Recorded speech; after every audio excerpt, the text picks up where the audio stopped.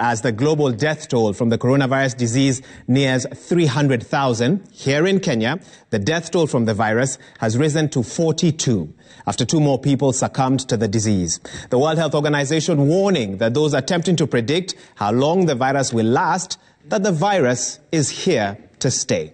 The Ministry of Health today revealing that the government was reviewing its strategy even as it commenced the gradual reopening of sections of the economy worst hit by the effects of the virus. And as Chemutai Goin reports, 21 more people tested positive, pushing the total confirmed cases to 748.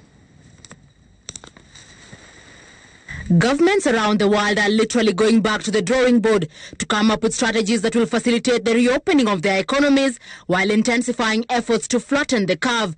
This following the warning by the World Health Organization that the disease may never go away. This virus may become just another endemic virus in our communities, and this virus may never go away.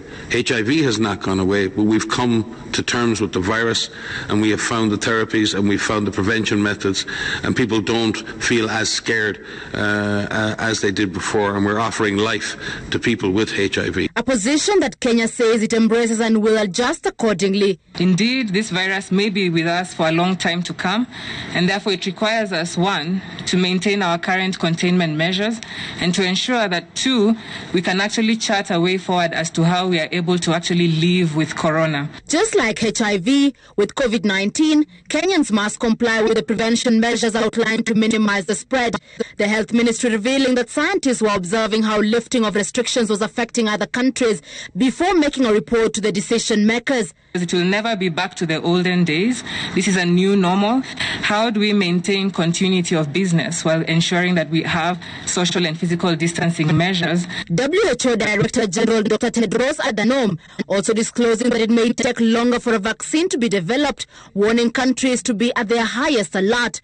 And whatever measures we take should be a very phased one that reflects the country's situation. Already the business as usual tendencies by Kenyans in parts of the country resulted in spike in the number of infections, sending the government into overdrive.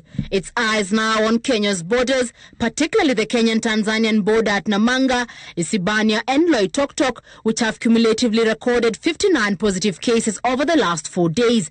Out of the 21 cases recorded Thursday, 4 were from Kajiado, specifically Namanga and Loitoktok, but on the other side of the border in Tanzania, 8 samples returned positive results, 7 of which were from Namanga and 1 Isibania. With fears that there may be subsequent waves of the coronavirus disease, it is clear that normal is a long way off. However, it is still possible to contain the spread of the virus, even as normalcy slowly begins creeping in. Chemutai Goin, Citizen TV, Nairobi.